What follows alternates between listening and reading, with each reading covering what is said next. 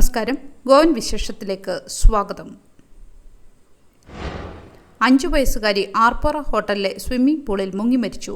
ശനിയാഴ്ച വൈകുന്നേരം ആർപ്പോറയിലെ ഹോട്ടലിന്റെ സ്വിമ്മിംഗ് പൂളിൽ ബീഹാറിലെ മുസാഫർപൂർ സ്വദേശിനിയായ 5 വയസ്സുള്ള സന്ധ്യാകുമാരി മുങ്ങി മരിച്ചു. സംഭവത്തെക്കുറിച്ച് അഞ്ജന പോലീസ് പറയുന്നതനുസരിച്ച് വൈകുന്നേരം 4:20-നും 4:50-നും ഇടയിലാണ് സംഭവം നടന്നത്. കുട്ടിയുടെ മരണത്തിലേക്ക് നയിച്ച അശ്രദ്ധയ്ക്ക് ഹോട്ടൽ മാനേജ്മെന്റിനും ജീവനക്കാർക്കുമെതിരെ ഭാരതീയ ന്യായ സംഹിത 2023 സെക്ഷൻ 106(1) പ്രകാരം അഞ്ജന പോലീസ് കേസ് രജിസ്റ്റർ ചെയ്തു. സംഭവം നടക്കുമ്പോൾ പൂൾ അറ്റൻഡന്റ് അവിടെ ഇല്ലായിരുന്നുവെന്നും റിപ്പോർട്ടിൽ പറയുന്നു. ഭീകരാക്രമണത്തിന് ശേഷം കഴിഞ്ഞ 3 ദിവസത്തിനുള്ളിൽ വാടകക്കാരുടെ തിരിച്ചറിയൽ ഡ്രൈവ് പോലീസ് ശക്തമാക്കി. കാശ്മീരിൽ വിനോദസഞ്ചാരികളെ ലക്ഷ്യമിട്ടുള്ള ഭീകരാക്രമണത്തെ തുടർന്ന് സുരക്ഷാ ഭീഷണി ഉയർന്ന സാഹചര്യത്തിൽ ഗോവ പോലീസ് സംസ്ഥാനമൊട്ടാകെ റെയ്ഡ് നടത്തി. സംശയിക്കപ്പെടുന്ന നൂറുകണക്കിന് ആളുകളെ അറസ്റ്റ് ചെയ്തു. കഴിഞ്ഞ 3 ദിവസത്തിനുള്ളിൽ 5000-ലധികം വാടകക്കാരെയാണ് പരിശോധിച്ചത്. ഹോട്ടലുകൾ, ഗസ്റ്റ് ഹൗസുകൾ, ഹോം സ്റ്റേകൾ എന്നിവിടങ്ങളിൽ താമസിക്കുന്ന വിദേശികൾക്ക് സി ഫോമുകൾ പൂരിപ്പിക്കൽ, വാടകക്കാർ, സെർവൻറ്റ്സ് എന്നിവരുടെ പരിശോധനയും നടത്തിയതായി പത്രക്കുറിപ്പിൽ പറയുന്നു. പ്രതിരോധ നടപടികളുടെ ഭാഗമായി ഏകദേശം 50 പേരെ അറസ്റ്റ് ചെയ്തു.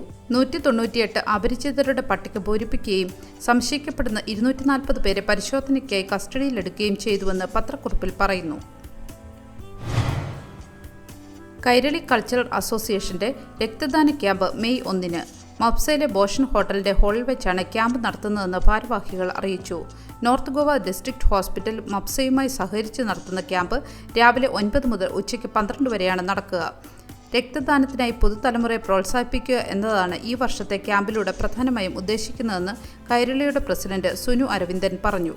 ആദ്യമായി രക്തദാനം ചെയ്യുന്നവർക്ക് സമ്മാനവും കൈരളി ഒരുക്കിയിട്ടുണ്ട്. നോർത്ത് ഗോവ ജില്ലാ ആശുപത്രി ഡോണർ കാർഡും പ്രത്യേക സമ്മാനവും ഒരുക്കിയിട്ടുണ്ട്. ക്യാമ്പിൽ രക്തദാനം ചെയ്യാൻ ആഗ്രഹിക്കുന്നവർ സംഘടനാ ഭാരവാഹികളുമായി ബന്ധപ്പെടണമെന്നും അറിയിച്ചു. നീലക്കുറിഞ്ഞി മോഡൽ പരീക്ഷ ഗോവയിൽ വിജയകരമായി നടന്നു. മലയാളം മിഷൻ ഗോവ ചാപ്റ്ററിന്റെ ആഭിമുഖ്യത്തിൽ നീലക്കുറിഞ്ഞി മോഡൽ പരീക്ഷ ഏപ്രിൽ 27 ഞായറാഴ്ച രാവിലെ 10 മുതൽ ഉച്ചയ്ക്ക് 1 മണി വരെ നടന്നു. ഗോവയിലെ 7 പഠന കേന്ദ്രങ്ങളിൽ ഓൺലൈനായും ഓഫ്ലൈനായും നടന്ന പരീക്ഷയിൽ 19 കുട്ടികൾ പങ്കെടുത്തു. പരീക്ഷയുടെ മേൽനോട്ടം വഹിക്കാൻ 11 അധ്യാപകർ ഇൻവിജിലേറ്റർമാരായി പ്രവർത്തിച്ചു. നീലക്കുറിഞ്ഞി പൊതുപരീക്ഷ 2025 ജൂൺ മാസത്തിൽ നടക്കുമെന്ന് മലയാളം മിഷൻ അറിയിച്ചു. മലയാള ഭാഷയുടെ പ്രചാരണത്തിനും പഠനത്തിനും വേണ്ടി പ്രവർത്തിക്കുന്ന മലയാളം മിഷന്റെ ഈ സംരംഭം ഗോവയിലെ മലയാളി കുട്ടികൾക്ക് മാതൃഭാഷയിൽ പ്രാവീണ്യം നേടാൻ അവസരമൊരുക്കുന്നു. പോണ്ടയിൽ കരിയർ ഗൈഡൻസ് ക്ലാസ് വിജയകരമായി നടത്തി. GMCA പോണ്ട വനിതാ വേദിയുടെ ആഭിമുഖ്യത്തിൽ ഏപ്രിൽ 27-ന് ഞായറാഴ്ച ഉച്ചയ്ക്ക് 3 മണിക്ക് 9ാം ക്ലാസ് മുതൽ 12ാം ക്ലാസ് വരെയുള്ള വിദ്യാർത്ഥികൾക്കായി കരിയർ ഗൈഡൻസ് ക്ലാസ് സംഘടിപ്പിച്ചു. GVM's doctor Dada Vaidya college of education Ponda principal doctor Jojan Mathew how to choose a satisfying career എന്ന വിഷയത്തെ ആസ്പദമാക്കി ക്ലാസ് നയിച്ചു. വിദ്യാർത്ഥികളും രക്ഷിതാക്കളും ഉൾപ്പെടെ ഏകദേശം 60 പേർ പങ്കെടുത്തു. വിദ്യാർത്ഥികളുടെയും രക്ഷിതാക്കളുടെയും സംശയങ്ങൾക്ക് ഡോക്ടർ ജോജൻ മാത്യു വിശദമായ മാർഗനിർദ്ദേശങ്ങൾ നൽകി ഉപയോഗപ്രദമായ ഉപദേശങ്ങൾ പങ്കുവച്ചു. വൈകിട്ട് 6 മണിയോടെ സെഷൻ വിജയകരമായി സമാപിച്ചു.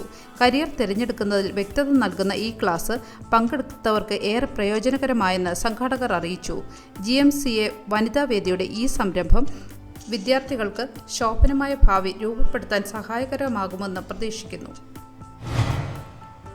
മാർഗോവിലെ രവീന്ദ്രഭവന്റെ പിൻവശത്തെ നടപ്പാത വൃത്തിഹീനമെന്ന് പരാതി. ഗോവയിലെ മാർഗോവിൽ രവീന്ദ്രഭവന്റെ പിൻവശത്തെ നടപ്പാത കാട്ടുചെടികളുടെ അമിത വളർച്ചയും മാലിന്യവും മൂലം ഉപയോഗശൂന്യമായി കിടക്കുന്നുവെന്ന് ജനങ്ങൾ പരാതിപ്പെട്ടു. മദ്യക്കുപ്പികളും മറ്റ് മാലിന്യങ്ങളും വലിച്ചെറിഞ്ഞ് നടപ്പാത വൃത്തിഹീനമായിരിക്കുകയാണെന്ന് പ്രദേശവാസികൾ പറയുന്നു. മോർണിംഗ് വാക്കിന് ഇറങ്ങുന്നവർക്ക് ഇത് അസൗകര്യമുണ്ടാക്കുന്നതായും ശുചീകരണം ആവശ്യമാണെന്നും അവർ അഭിപ്രായപ്പെട്ടു.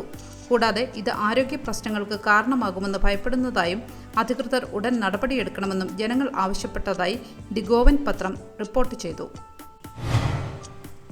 കലാ അക്കാദമിയുടെ പിഴവുകൾക്കെതിരെ കലാകാരന്മാരുടെ പ്രതിഷേധം തുടരുന്നു. ചാണക്യ നാടകത്തിന്റെ മുഖ്യ അഭിനേതാവായ മനോജ് ജോഷി കലാ അക്കാദമിയിലെ ലൈറ്റ് സൗണ്ട് സംവിധാനത്തെ പുകഴ്ത്തി നടത്തിയ പ്രസ്താവനയ്ക്കെതിരെ കലാരഖോൺ മണ്ഡൽ അതായത് KRM ശക്തമായി എതിർപ്പ് രേഖപ്പെടുത്തി. ദിനാനന്ദ് മങ്കേഷ്കർ ഓഡിറ്റോറിയത്തിൽ നടന്ന ചാണക്യ നാടകത്തിനു പുറമെ മറ്റ് നിരവധി കലാകാരന്മാർ കലാ അക്കാദമിയുടെ സാങ്കേതിക തകരാറുകൾ തുറന്നു പറഞ്ഞിരുന്നു. മറാത്തി നാടകമായ പുരുഷ് നടക്കുന്നതിനിടെ വെളിച്ചവും ശബ്ദവും തകരാറിലായതുകൊണ്ടാണ് പ്രകടനം 10 മിനിറ്റ് തടസ്സപ്പെട്ടുവെന്ന് പിന്നീട് ലഘു ലൈറ്റുകളിൽ തുടരേണ്ടി വന്നതും കലാ അക്കാദമി അധികൃതർ മനോജ് ജോഷിക്ക് കൈക്കൂലി കൊടുത്ത് ക്യാമറയുടെ മുന്നിൽ പറയിപ്പിക്കുകയാണെന്നും KRM ആരോപിച്ചതായി നവഹിന്ദ് ടൈംസിന്റെ ഫ്രണ്ട് പേജിൽ റിപ്പോർട്ട് ചെയ്യുന്നു.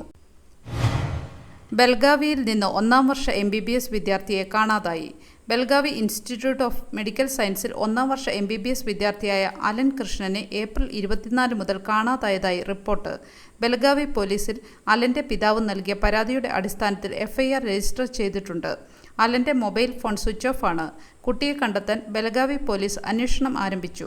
അലനെക്കുറിച്ച് വിവരം ലഭിക്കുന്നവർ അലന്റെ പിതാവ് ശശിയെയോ ബിംസ് അധികൃതരെയോ സ്ക്രീനിൽ കാണുന്ന നമ്പറിൽ ബന്ധപ്പെടണമെന്ന് അഭ്യർത്ഥിക്കുന്നു. നല്ലൊരു ദിവസം ആശംസിച്ചുകൊണ്ട് ഗോവൻ വിശേഷത്തിൻ്റെ ഈ വീഡിയോ ഇവിടെ പൂർണ്ണമാകുന്നു.